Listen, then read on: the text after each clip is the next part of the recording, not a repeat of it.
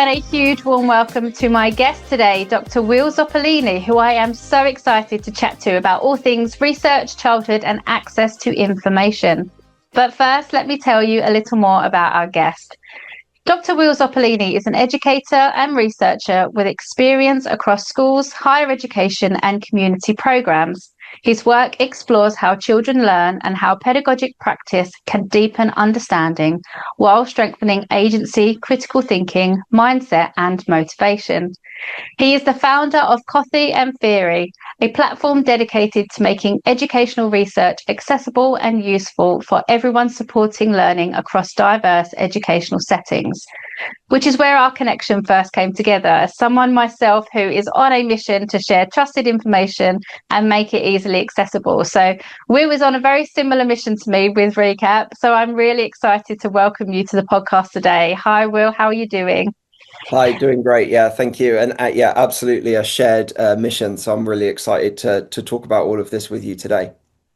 Brilliant. When I came across what you were doing and I had a look across the website, and it really rung true to me, and I could see the synergy between the missions that we're both on. So I'm really excited to learn more about what it is that you're doing and how we can further help you with your mission as well. But just to start us off, could you tell us a little bit about your journey across schools, higher education and community programs, and how that shaped your thinking around how children learn? Yeah, definitely. I'm going to do a whistle-stop tour of my journey because it's been quite a lot in a lot of different areas, but really just I'll try and explain everywhere I've been because I think I want to give context to the end of your point. Okay.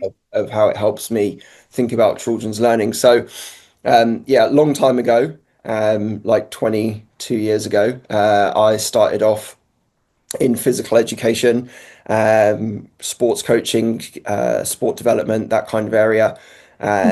So very much the community programs I did then were around health and well-being.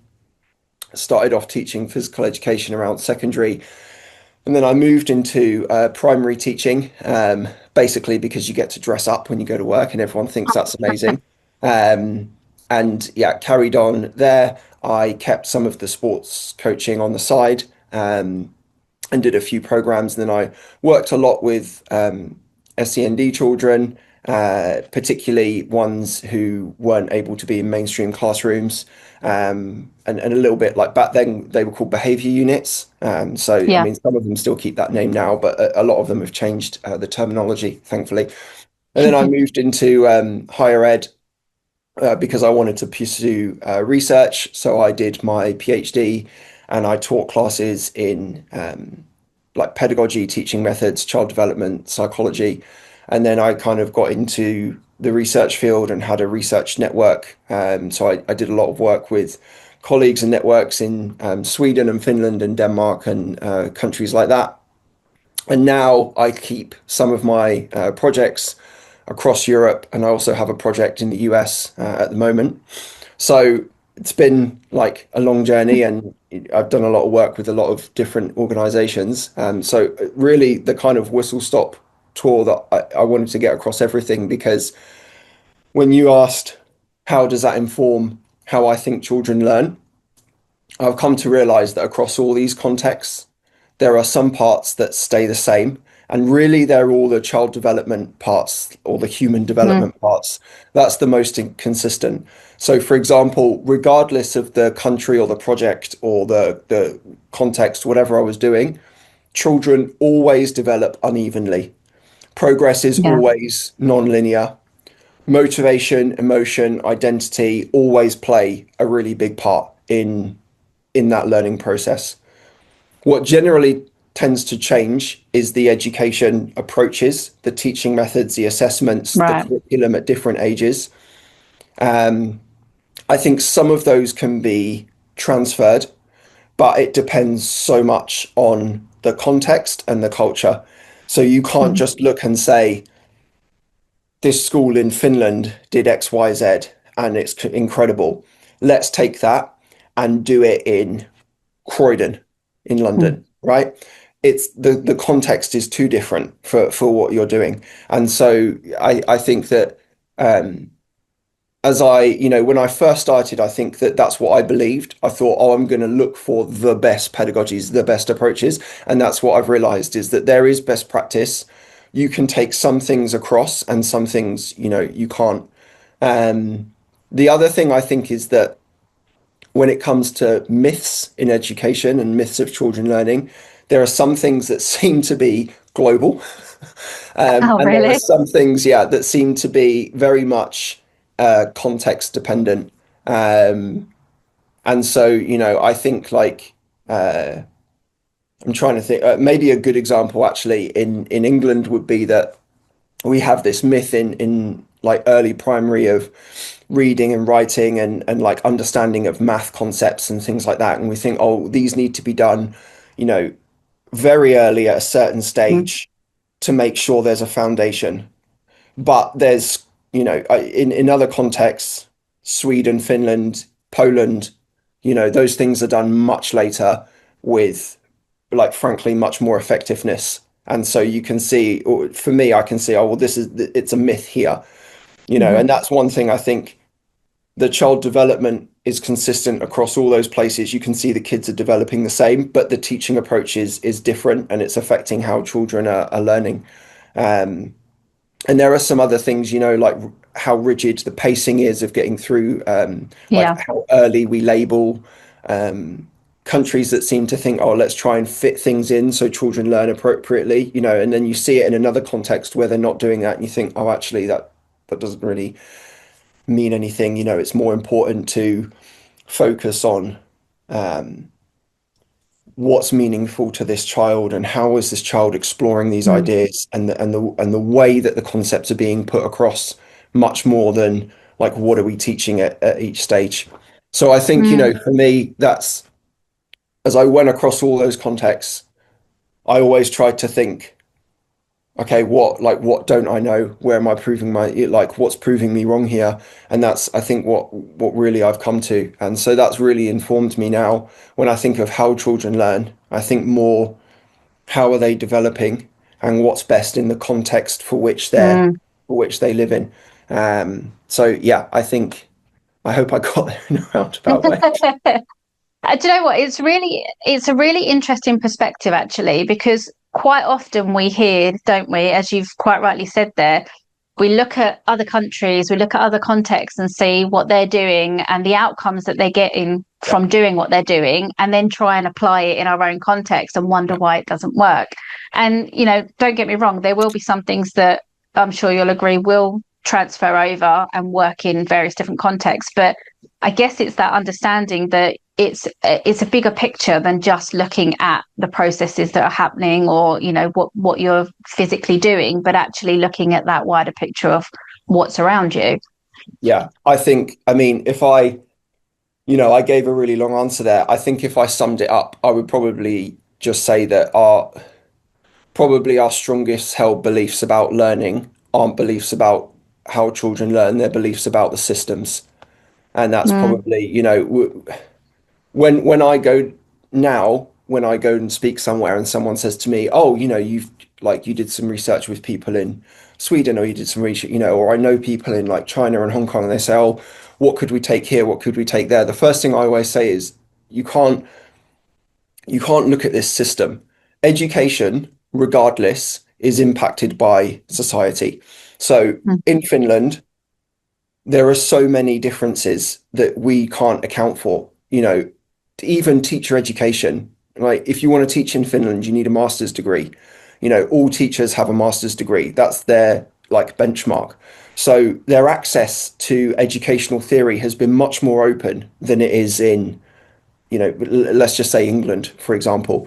That's not to say that they're like smarter or better teachers. It's just that Mm. if we want to implement something, they have better access. The other thing they have is a much smaller population and way less child poverty. So if we want to say, all right, let's talk about, I don't know, a particular practice in X school, in Helsinki. Okay, but you want to do that in, I don't know, some place in England, that's in the bottom 10% of child poverty in the country. The kids are coming to school with issues that that are going to create barriers to you trying to do that, you know. Mm. So this is I think this is a real, you know, issue to start with. And the same, you know, if we look at or other places, people think about, oh, logistically, how could we set those things up? You know, I think China is another really good example. I think roughly 20% of Chinese kids are considered left behind, which is like they're out in the rural areas. And it's not just education, it's like other things that they don't have access to, right? Because Right. China's like really big. So, you know, if we said, well, how are they trying to address that? Could we do that in England? Well, no, because 20% of kids in China is just over 50 million. So the Yeah. population of the UK is what, 70?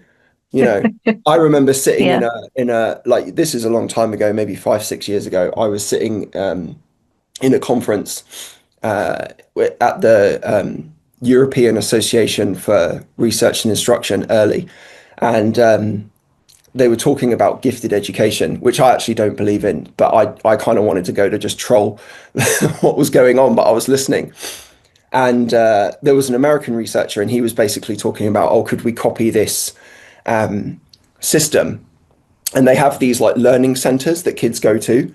And it was funny because the Chinese like researchers in the room were essentially like looking at him like, no, like you can't copy that, because if you had these centers, you'd have like 2 kids going to them. Mm. Whereas in China, they're funded because there's so many kids going. Mm. You know, I think I mean, China, for example, like China and India, they consider the top 5% of kids gifted and talented, right? Like they're on a roll. So the Right. top 5% of kids in China and India put together is more than America has kids.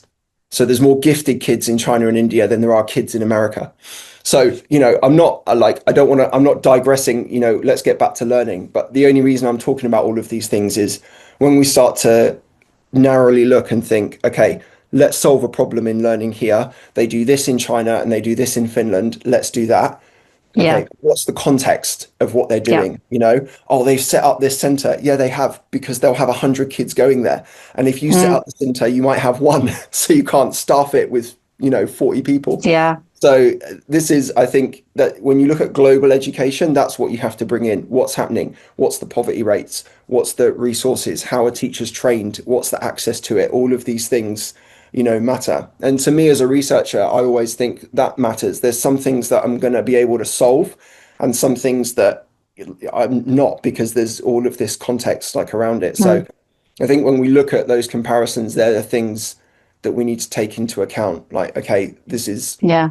this works, but would it work for us? And Yeah. that's an important point, I would say.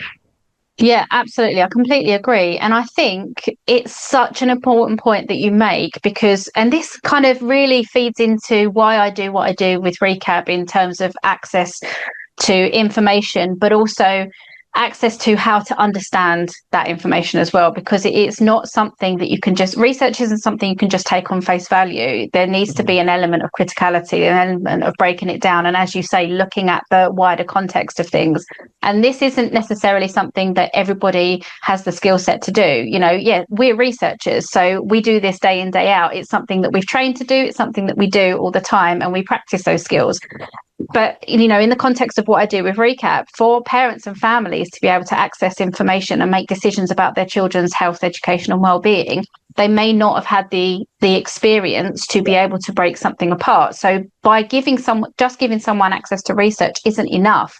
We need to help break that down and give a wider context to it. So what you're saying is so important, because so many times I hear people talk about the education system and say, oh yeah, but over in Finland, like they're doing amazing and they're doing this and they're doing that. And you think, yes, but you need to look at the wider picture. You know, Yeah. why are these things happening? What do they have access in? You know, exactly everything that you've just said. And I think that's why it's so important, you know, the things that I'm doing with research, the things that you're doing with research, you know, enabling people to A, have access, but B, understand how to look at it more critically as well. Because it definitely does have that wider impact. And, you know, and you're right, we can't solve everything, but one of the steps going towards solving things is making sure that you understand it objectively. Yeah. and not just take it at the face value. So I think that that's a really good point. And I'm glad you've kind of made that point right at the beginning of our conversation as well, because it really does set up, the things we're going to be talking about. Um, I want to touch upon deep learning, and what that actually means when an individual engages in deeper learning, and why that differs from just covering content or meeting outcomes from something. Yeah, I think for me, the deep learning, okay, for me, learning, period, because I guess it's good to say this like upfront in that I'm anti-standardized testing, and I don't like standardized testing. I don't agree with Me it. too. Yeah, okay, perfect. So the rest of this conversation is going to go really well then, because it's gone too far and it's too far removed. And I don't know if it's something that's going to change or not, but to me, it's not learning. And for me, learning or deep learning is this process of change um, in how someone understands something, in how they apply something, in how they think about something, and a significant change in any of those. To me, that's learning. That's a process of learning.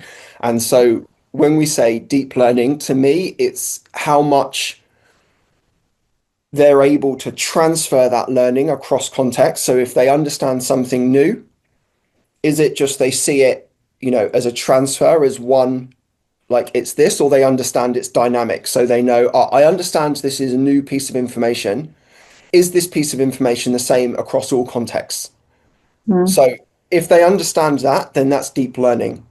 If they think, oh, here's a new piece of information, face value, that's it, it's not deep learning, right? And that's the, mhm. the difference. Like people say sometimes, like, oh, why do we memorize stuff for tests? And while I kind of agree with that, I disagree with people say we should never memorize anything, right? And we can just look up facts. You can't look up facts because how do you know it's the same in every context, and how do you know it to be true?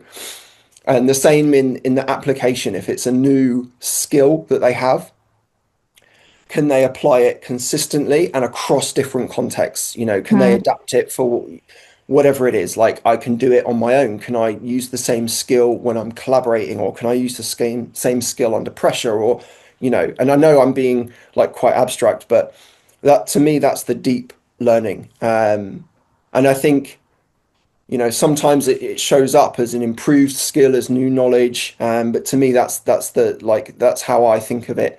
And I think at the moment, tests and outcomes, they can capture those moments of that in a process, mm. right? So we can test someone because I'm anti-standardized testing in the way that it is. I'm not anti-test. Like if we were as researchers, if we did something, we'd do a test and we'd see and we'd say, right, Yeah. this is the point where they understand it. Great. We've captured a moment in that process. That's not the limit or outcome of that.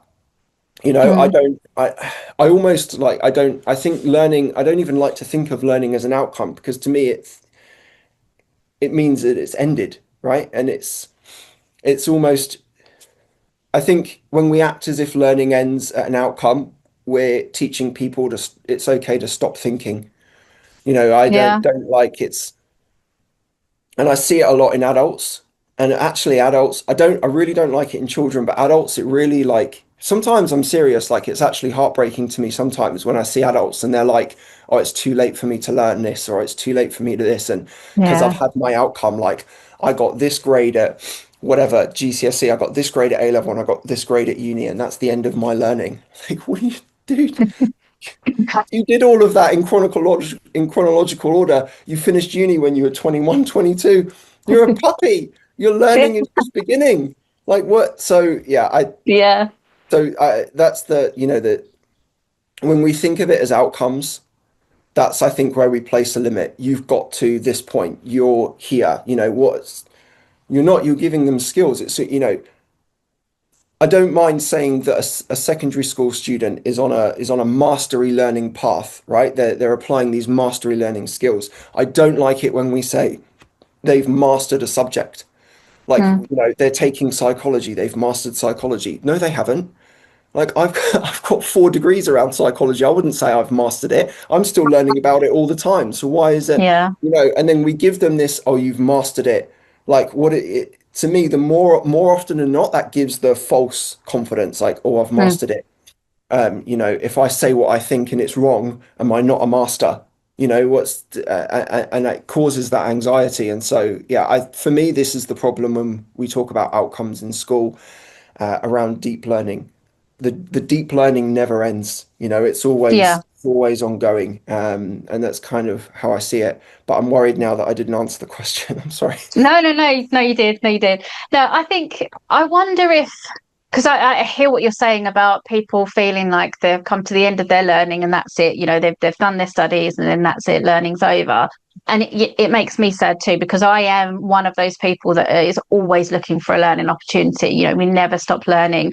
I finish one qualification or study that I'm doing and I'm already like, right, what can I do next? Like I love the acquisition of knowledge, and so anything I can do to keep learning. And we know as researchers, there is no end point, because research is always evolving. There's always new information coming out, there's always new data coming out that changes our thoughts and our views around things. So I guess it's kind of embedded in us, in our work life, because that's how we work. But it makes me wonder if those people that feel like learning is finished when you finish school or college or university, has their experience of learning in those establishments affected how they feel about learning? So for argument's sake, a young person that maybe doesn't enjoy the learning process, then it's done. I don't want to keep learning because I didn't enjoy that. I didn't like my experience at school. I had a terrible experience at university. So I don't like learning. I wonder, do you think that has an impact on it?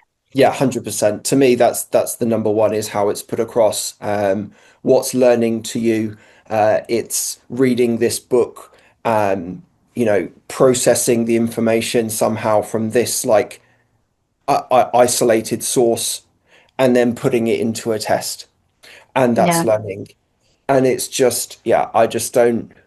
It makes me like this is like I chose to do this for my life, and it really, like, sometimes it really makes me sad, and I get on my rant box. Like, my biggest one of my biggest rant boxes is secondary education science. Like, why is secondary education science taught with a textbook? It kills me. I just think people, if I said to people, what is learning science to you? And they said, oh, you get the textbook, I almost want to go, wrong. Like, no, it isn't. Science is the exploration of every Yeah. single thing in the universe. So, learning in science is exploring, it's figuring something out. It could be playing with something, it could be trying to make something work. All of that is Mm. learning in science. And we're showing people, no, science is, what can you remember from this textbook of things, things done before?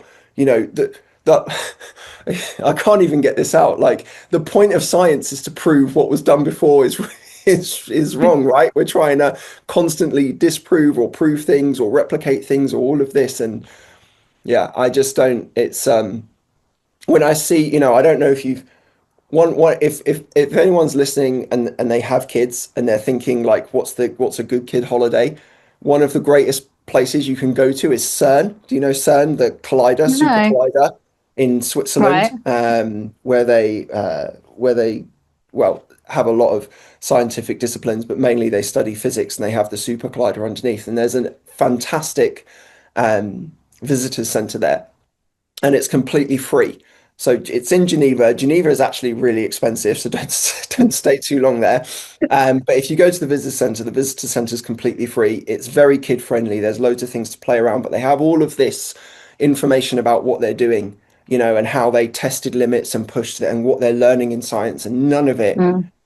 none of it, the stuff there is mimicked in how we're teaching science. And there's a problem with people going into science, or people thinking, I'm not smart enough to do science, or I'm not, capable of thinking like that, or I'm not. But you are. If you have curiosity, you're capable of learning in science. And I think that's one of, my real core examples that I always go to, in this. But that's the way we're putting across is learning is not Mm. accurate. And I think, yeah, I do think it's becoming that way. People think they're not creative because they didn't do well in art at school. People think they're Yeah. not intelligent because they went to a school that had streaming sets, and they took a test when they were 11, and that meant they were going to be, they were categorized for 6 years. That a lot of our research in psychology and in pedagogic practice, it shows, when kids are categorized that way, not only does it affect them, but it also affects how teachers teach those classes, even Right. in unconscious ways. There was a really, like, not to bias, but there's a really good study. And the title of the study is actually, it's a quote from one of the observations. It's called "It's Okay, You're Just Not a Math Person." And it was done a Yeah. really long time ago by 3 researchers in the US. And they showed that after that initial test to put kids into sets, the kids in the top set were pushed, challenged, given extra homework, pushed more when they were failing. The kids in the bottom set, after one test at the start of the year, the kids in the bottom set, when they failed, they got feedback like, "It's okay, you're just not a math person, like you don't have a math brain." And so it creates that gap maybe that starts here, is pushed and pushed and pushed and pushed and pushed and Yeah. pushed. Yeah. And again, maybe it's, a snapshot of who was in that research project. I'm not saying that's the case for, every Yeah. teacher, but inevitably it is happening. And that's another contributing, factor. So yeah, 100%. I think that there's a lot of things we're putting kids off Mm. loving learning and loving doing, reading is another big thing. I won't like go Yeah. into another example, but reading again, is another really, really big deal. I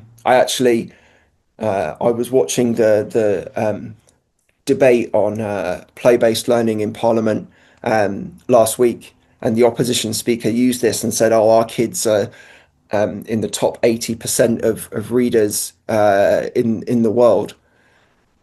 And I immediately put a rebuttal to that on Instagram because I thought, yeah, in standardized test data, we're 80%. But all the research in the last year has shown that kids 8 to 18 are at the lowest levels of Mm.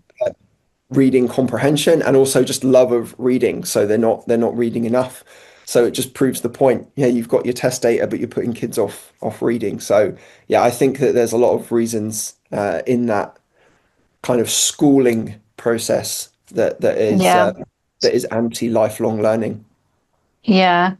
I think I've come across this a few times in some of the research that I've done, because so my kind of main research field is in home education. So I speak with a lot of families that have come out of either always been out of the system or have chosen to come out of the system to home educate.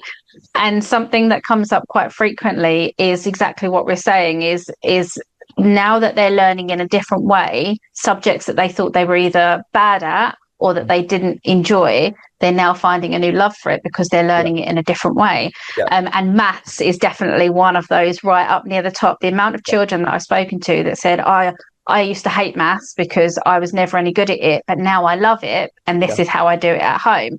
And it's the whole approach to it. It's the way that the learning happens. It's the environment, especially around kind of SEND and neurodiversity, understanding processing time and things like that. And, even down to the temperature of the room and things like yeah, that, they all impact learning. And it's that change of opinion on, I've never been a maths person, I'm just not a maths person, to actually, I love maths because I've found a new way to explore it. So for me, I very much see that in my research in terms of that element of learning and that deeper learning, deeper understanding, and kind of revisiting things, not just kind of learning it once, regurgitating it for a test, and then that's ticked off, let's move on to the next topic. But actually that element of revisiting things over and over, but in different contexts, different environments, different ways of looking at things, helping to embed it that little bit deeper. And I think that very much happens in home education. I'm not saying it doesn't happen in school. I always say, yes, I focus on home education. I'm not anti-mainstream. It works for some children, and there are some places that are doing incredibly good job. But there are elements within that kind of traditional classroom practice that I feel definitely creates a barrier to learning yeah. rather than enhancing it. 100%. Yeah. I mean, I would probably say, like, if we had to focus on some, like, probably like coverage and pace, let's get through as much as possible in that short time. And it rewards the kids that can pick up that style quickly are kind of Mm, rewarded in that way. And it eliminates the fact that a late developer can overtake everyone. If it's whatever it is, brain connections, motor development, and like any of those things, whatever's developing late can get there.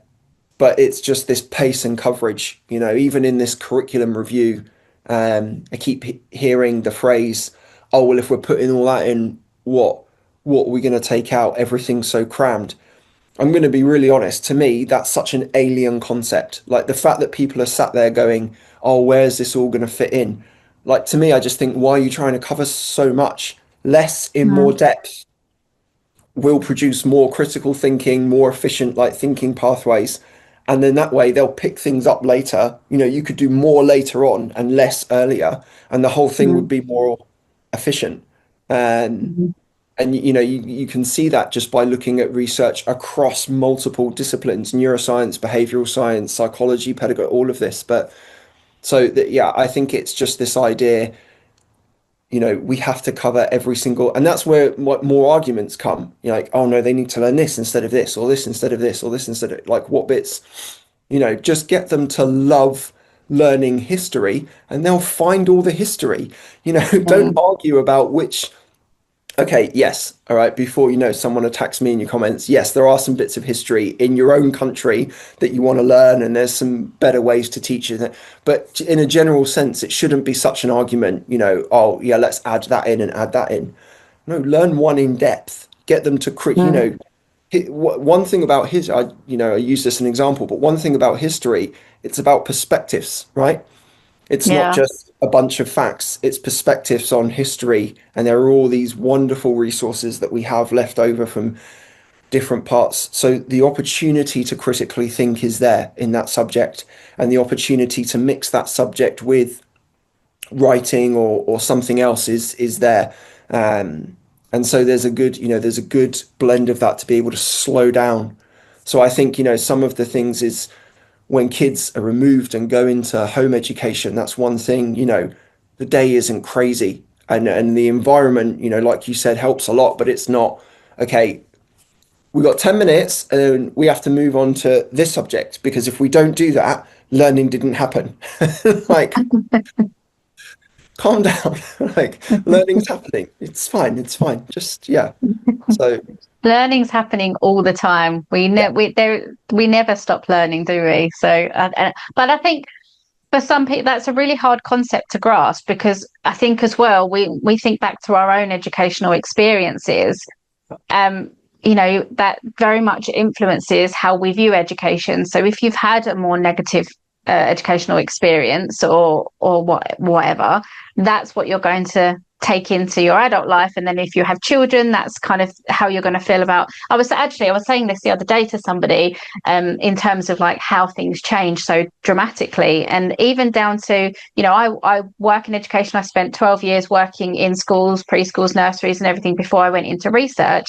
I trained in teaching, and I had my degree and my master's and all of that. And then when my daughter was at school, I was supporting her learning, and I had an opportunity, an experience where the teacher actually came out one day into the playground, and she was like, "We've changed the process on how we teach this. It was something in English, and they'd changed the process of teaching right. it." She was like, "So you need to stop because you're confusing her because we don't do it like that anymore."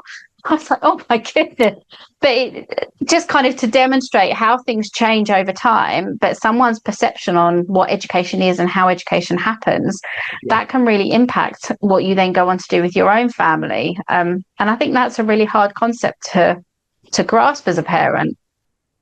It can also be very, cause a lot of anxiety and nervousness around, is this right? Is what they're doing right? Mm, They've moved to this and it. So yeah, I definitely agree, that that's changing. And I think that's also why it's important that, um, platforms like yours and mine exist to kind of reassure and say, look, actually this is a way of learning, and and it could help in Mm, this situation or it could help in that situation. And it's, yeah. And mm, also take the pressure. I know I just said this a lot, but take the pressure off this time element. yeah. You know, that's one thing I think that is very present in school. And just in my experience of talking to parents that are home educators, I think it's probably 50-50 in that some very much get the uneven progress, but some still worry. They think, okay, I've taken them out of this environment.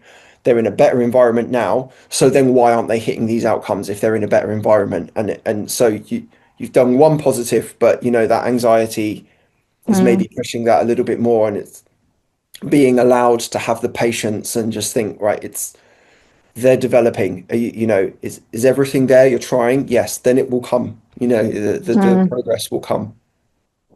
Yeah, this is something that comes up quite a lot in my current research. So my PhD is focused on the home educator and that multi-identity of the home educator. So being your child's parent, in addition to being your child's main educator, Yeah, and the kind of I'm looking at both the internal and the external influences of that identity formation, and it's the thing that was really striking is the emotional labour that is on the parent as they embark upon this journey of being their child's main educator, and the comparisons that come with it. Even if you feel confident in your decision, even if you have all of the qualifications, you know, I've got ex-teachers and people with PhDs and everything, even with all of that kind of reassurance that you kind of quote know what you're doing, there is still that emotional labor of the self comparison against other families, other children, you know, what you expected to happen versus the reality of what's happening,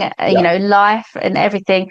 It is fascinating, but it's not as straightforward as we think, you know, as everything that we've discussed so far, the complexity of the different variables involved in any element of that is super interesting. But so I'm gonna move on to learner agency, because I think this ties in quite nicely with what we're talking about, and thinking about kind of within the school context. And I personally think learner agency isn't something that is as prevalent at school within that sort of environment. And this is something that you place quite a lot of emphasis on with the stuff that you do. yeah. Why is learner agency so central to that meaningful learning? And for anyone listening who isn't quite sure what that means, what does learner agency mean? I so just if we just have people think of it as having ownership, having the belief you have control over your decisions and behaviors and actions, and you are able to exert some kind of choice that you're confident in, all of those things are under this umbrella of agency or autonomy. And rather than get into specific definitions, I Mm-hmm, think that's great to think of it in that way. You know, I've made this such a priority for me in the last 2 years, and I cannot, I cannot stress this enough. To me personally, this is the next crisis in education, and I'm serious in that. It's the agency to me is such an underappreciated area that is not giving enough attention. And this started when I was teaching at university, and I used to teach a class for the whole time I was there. I was there 11 years. Okay, let's go with 11 years because otherwise I'm getting, my grey hairs aren't coming out on the camera, I don't think. I used to teach introduction to child development. I used to teach them, a few different areas, first year class. And I used to say to them, for the assessment, it's an essay. You pick an area of child development, you read about it, write about it in your own way, right? So you write about that child development area, use of theory or research, you might critique it, support it, you do what you want, okay? mm-hmm, So to me, I thought, it's great, do what you want. It's perfect, right? So when I started, that was relatively okay.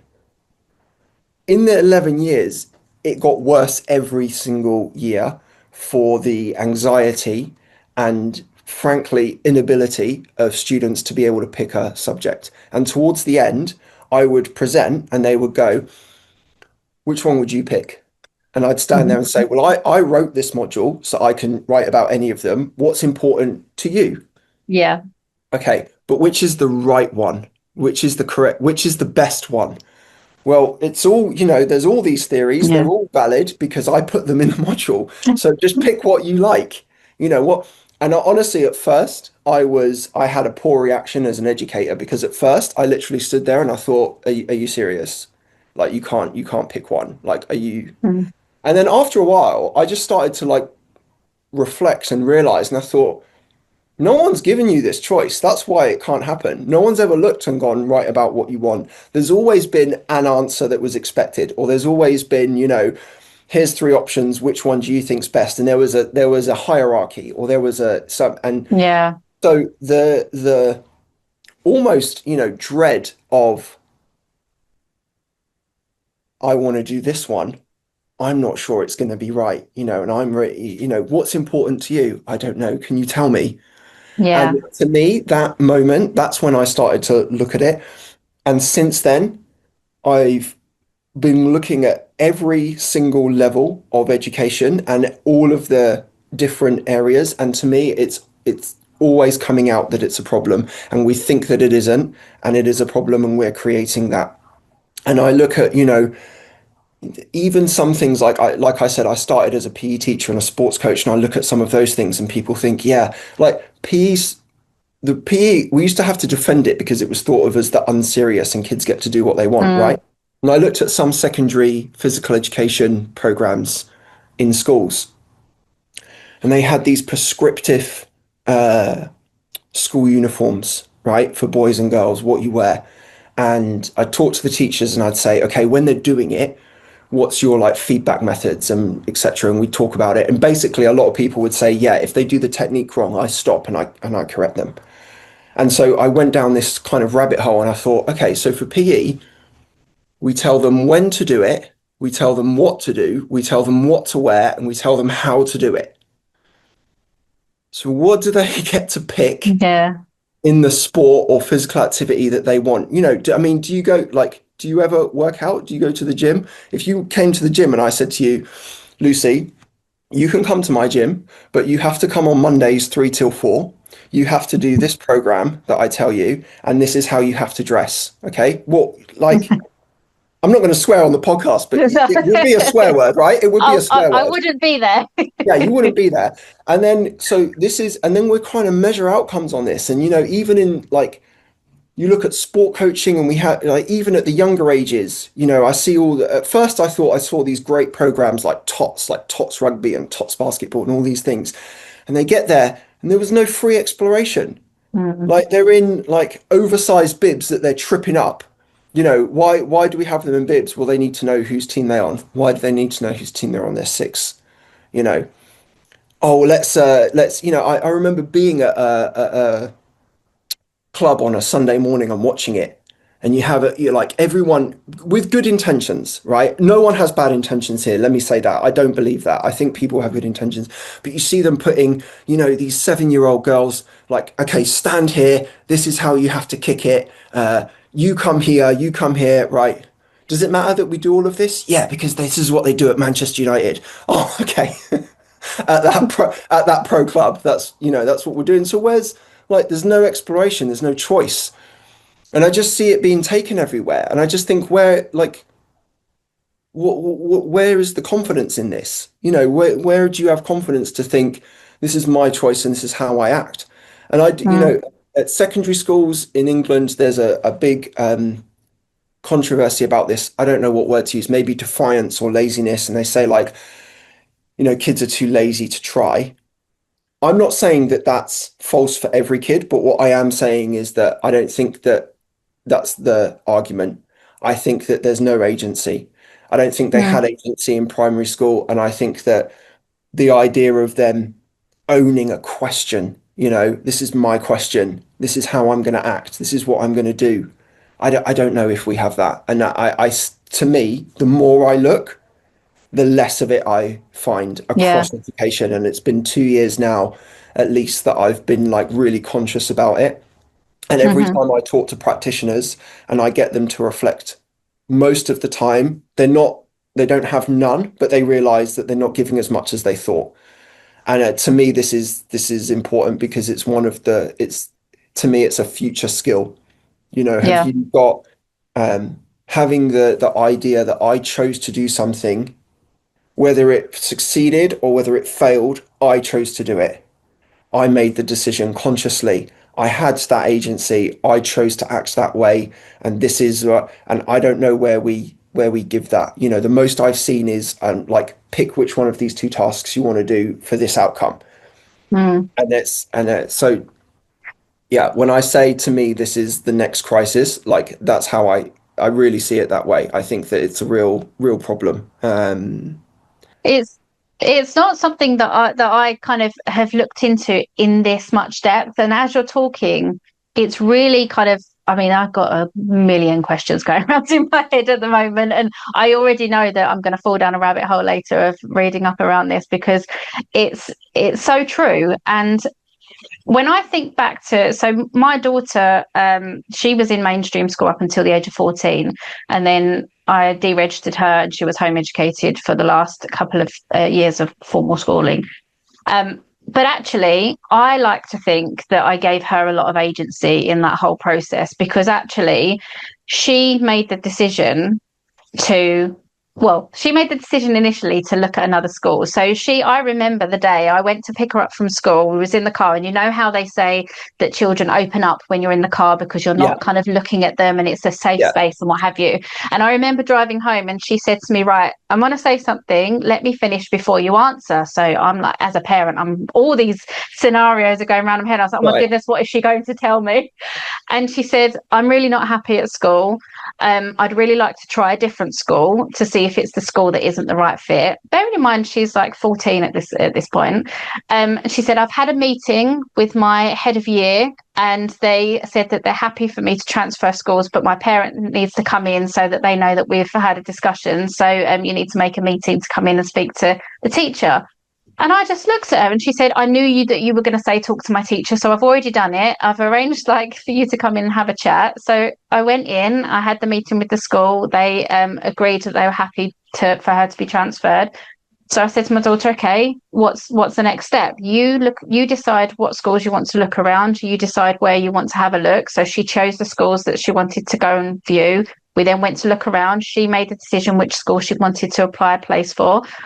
And then she moved schools, and within 6 weeks, we very quickly realised that it wasn't the right school, and that it was just the mainstream school environment that wasn't right for her, not the old school. But the reason I'm telling this story is I believe that if I had made that decision for her, if I'd have said, right, we're going to move schools, you're going to try this school, yeah, and then that element of resentment would have been on me from her. Oh, you made me move schools, you picked a bad school, now I've had a bad experience. Whereas she owned that decision, yeah, she did all of the decision, and she said, oh, I made a mistake, mum, like this isn't right. And I was like, okay, so we fix it, like, and we yeah, kind of went through the motion of, right, when you make a decision about something, even when it's the wrong decision, there's an out.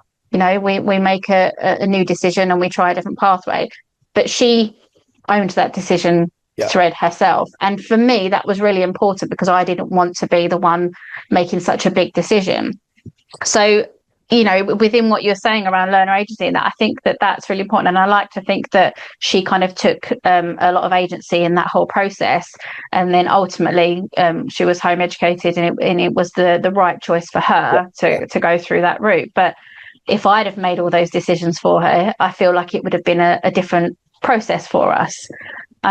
So I agree with what you're saying. I don't feel like there's a lot of agency within the schooling system. And this is something that also comes out a lot in the home ed research and the families that I speak to. And I wonder, because some families like to follow a bit more of kind of an interests led way of learning or project based way of learning. So the children lead the kind of direction that the learning is happening, and they decide, you know, the things that they want to do, how they want to explore it. Let's try this, let's try that.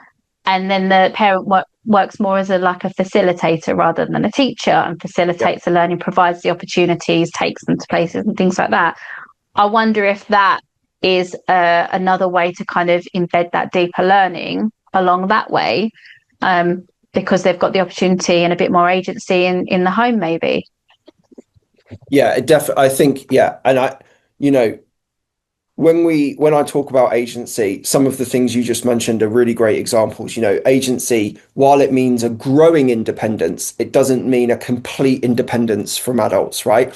You don't want to agency at its best from 4 to 18 or whatever is shared responsibility, not dumped, right? So what I'm not saying is the next class you go in as a teacher or parent, the next time, you know you make the choice, deal with it, right? It's not like that, because that can be overwhelming, and then there's a lot of choices, and like the Yeah, scaffolding, like let's start with this choice or let's start with this choice, and the choice between a 6-year-old and a 16-year-old are very different, and how you yeah, get to them. So, but definitely some of the, I think, when you think of some of the project-based stuff, you have kids leading with their interests. That's a fantastic way to go. It's great for them to be curious.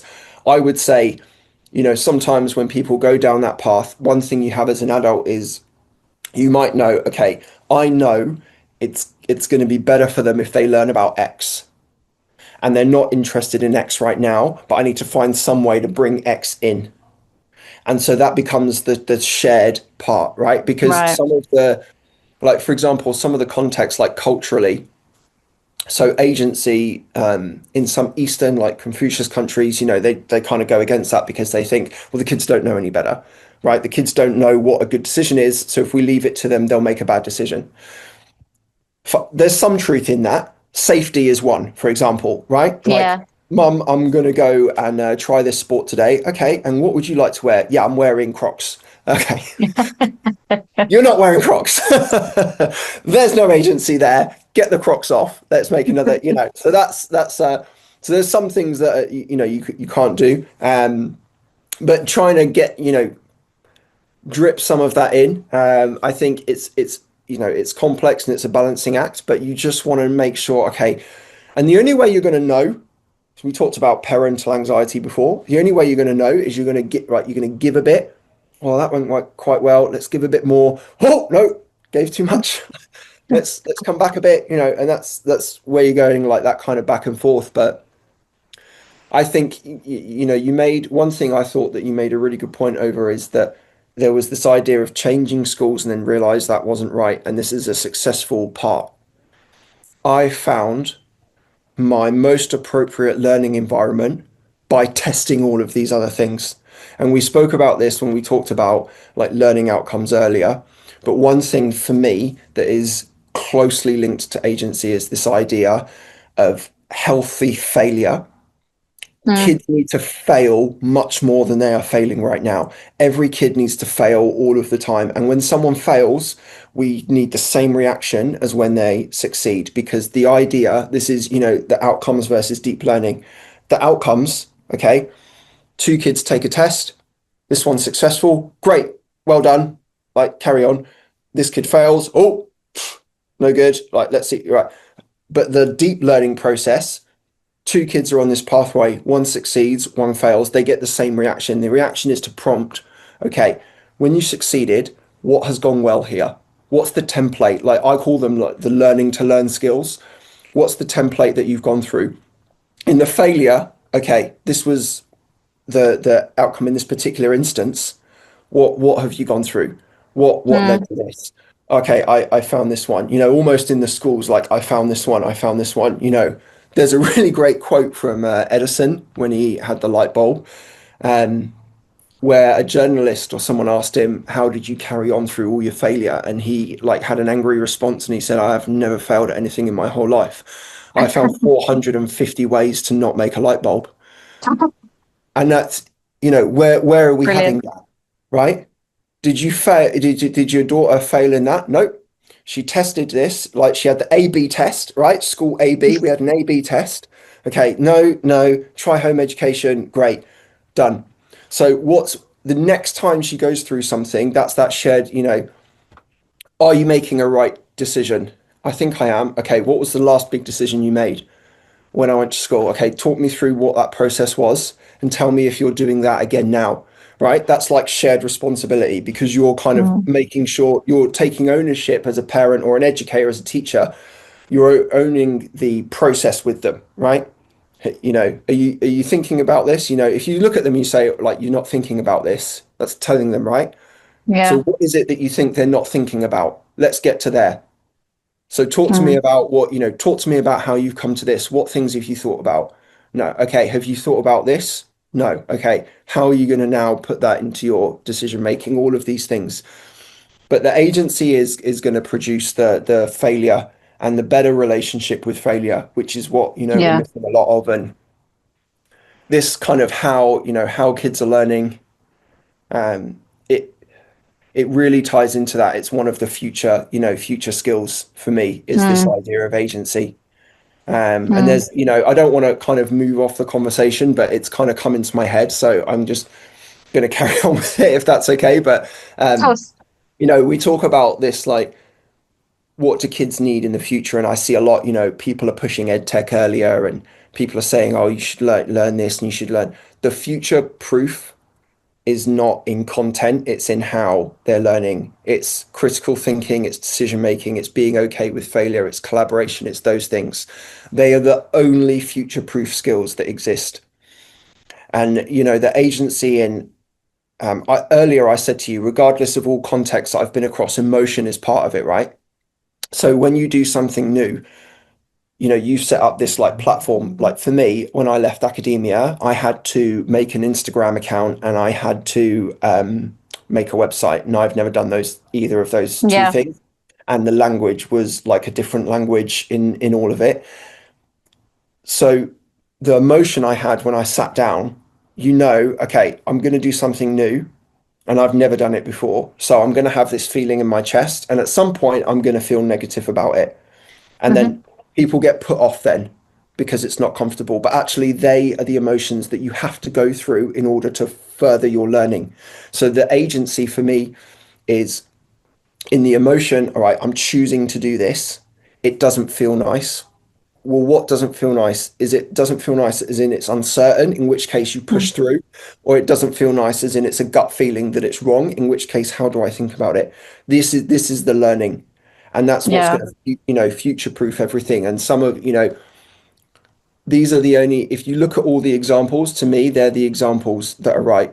The tech, just because I said the ed tech, if you look at the tech bros in the world, the ones who take all our money, they're all older than me. Okay, all of them. They all created this tech that we all use. They're all older than me. Do you know what that means? It means they learned on analog, not on digital. It Right. means, right? So they had the internet that I had, dial up, right? Okay. Yeah. So they didn't learn on these screens, but they created this tech that everything's there. Why? Hmm. Because they were okay with failing. They had agency over their actions.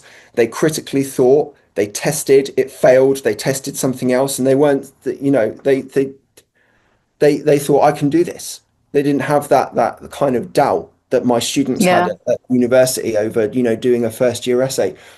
So when we say about future proofing, like, I know I've mentioned other things, but this is where the agency comes into it for me. What decision are they gonna, be able to make? They're gonna make one where likely they're gonna fail straight away. I launched my website, the first 10 days, everything that could go wrong went wrong. Right? I had this problem with code and this problem with thing and links didn't work and what am I Yeah. doing? And now it's 6 months later, and I'm sure you've gone through the same Yeah. thing. So yeah, I think to me this is where it kind of all ties in and why it's so important, I would say. Mm. No, I think you're totally right. And I think a lot of it comes down to the people around you allowing you to feel safe to be able to make those Yeah. decisions and fail in them. Yeah. And Yeah. I think, and that's when I tell that story about my daughter in the school, and that's one of the key moments is when I said to her, you know, she said, "Oh, I've made a bad choice," and I was like, "That's fine. Now we need Yeah. to look at what we've done, what we do next, and we make a new plan." And I think it's just making somebody feel safe that they can get it wrong because there's always another option. There's always, a rework. There's always time to pick it apart, as you say, see what worked, see what didn't, and then make a new plan. I think the moment that you think that if you fail, that's it, it's over, that's when you stop trying, isn't it? And I think that's what I agree with you. I think that's what we need to encourage our young people, well, everyone, not just young people, everyone, to try and take that risk in a safe and measured way, and to be able to do it. But it's not easy to do, and it's not something, it's interesting what you were saying about those first years. And as you were telling me about it at the beginning, and I was thinking the same thing, and I was like, because they've never had the choice, they don't know how to have a choice. And it's not just within education, it's everyday life, isn't it? We don't have lots of opportunities to have agency just generally as human beings in day-to-day life. So having the opportunity to practice that skill, because that's how we get better at things, that's how we learn and we develop and we grow, is we have to practice things, and we have to get them wrong, try again, and then hone that skill. And if we don't get the chance to do that, then when does that skill become, embedded? So it makes complete sense what you say. I feel like we could talk for about 40 days on this topic. I said to you when you said agency, I was like, it's going to be a long one, but yeah, okay. Yeah, no, I feel like there's so much. I don't want to finish without mentioning Coffee and Theory and what you're doing with your platform, because I think it's great what you're doing, and I'd like to have the opportunity for you to share what it is that you're doing, and to kind of signpost people to how they can get involved, how they can contact you, and the kind of things that they'll find when they come to your site. Yeah, so Coffee and Theory is the platform I started to try and make research accessible. It's called Coffee and Theory because I love to sit in a coffee shop and talk about theory, because I'm a geek. And I say this kind of jokingly, like, oh, haha, I'm a geek. And then people get to know me and they're like, oh, you're really... You are. It's just, I can't explain it. Like, honestly, if I had, a night in alone for 4 hours, half of it might be, a movie or PlayStation, and the other half would be academic papers and me trying to like figure out something and that's it. I guess that's how I'm wired now. So primarily, I write a blog. I have a blog post that comes out every 2 weeks on a Friday. It's completely free. It's my kind of flagship point that I wanted to make, in that I put a lot of effort into the posts, and I put references and academic research, and I try and make it as accessible as possible.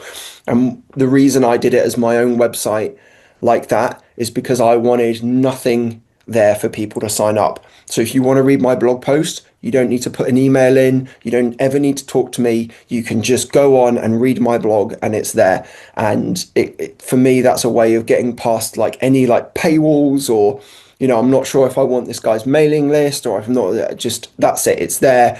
And I try and go through like little series. I wrote a series on growth mindset. There's like 6-7 posts on there. You can read them in isolation, or all of them. The one that I'm doing at the moment is on like myths about intelligence and how intelligence is there, and IQ tests and things like that. So that's the last the IQ test one I just posted this weekend. And so, I have them on there. People are welcome to read them, and you never need to contact me. The knowledge is there. And it's been, I guess, 6 months-ish that I've been doing it. And I have a few kind of guest posts I'm trying to do with some other researchers to kind of share their work and really kind of make it accessible. So I'll do that as time goes on. And that's a kind of a free one. And then from that, schools and education organizations I work with, I'm developing some courses that are kind of on demand that people can buy. They'll be coming out in the next couple of months. But I also kind of have a work with me for, bespoke stuff if schools want to work something that's more kind of tailored to their specific context. And I also try and do some stuff for parents as well. And I have a lecture series coming up for parents on how children learn. And there's some other ways that if you want to get in contact or be like that with me, or Instagram, it's at Coffee and Theory and things like that. But if you never want to talk to me and you just want the knowledge, the blog is free and it's there. And I love that. And what I'll do is I'll put links and that underneath the episode so people can find it really easily and can come and connect with you. And if they want to say hi, they can come and say hi as well. Will, what's one thing that you would like listeners to take away from our conversation today? We've covered a lot already, and there was so much more that we wanted to cover. So I've no doubt that there will be a Dr. Will part 2. But from today's conversation, if there's something that you think would be useful for our listeners to take away with them after listening, what would that be? I'd say if you're working with children, whether you're a parent or a teacher, my go-to is knowledge and courage. Knowledge is power. If you take in some knowledge, it will help you to have it in your context. It will give you confidence in the decisions you make. It will give you confidence to defend what you're doing, and the courage to do that, the courage to get this new piece of knowledge and go, I'm going to try this, or I'm going to defend what I believe in. And to me, that's, to be a true educator, that's always what I think. Gain the knowledge and have the courage to use it and defend it. So that's my message to everyone. Brilliant. Will, thank you so much for coming on and talking to us today. It's been really interesting. Really not at all. I am already looking forward to going down my rabbit hole later and looking all around Learner Agency. So no doubt I'll be in touch and we'll have to have a conversation about this. But yeah, thank you so much for sharing today, and I look forward to chatting with you again sometime. Thanks. Thank you for having me. Thank you.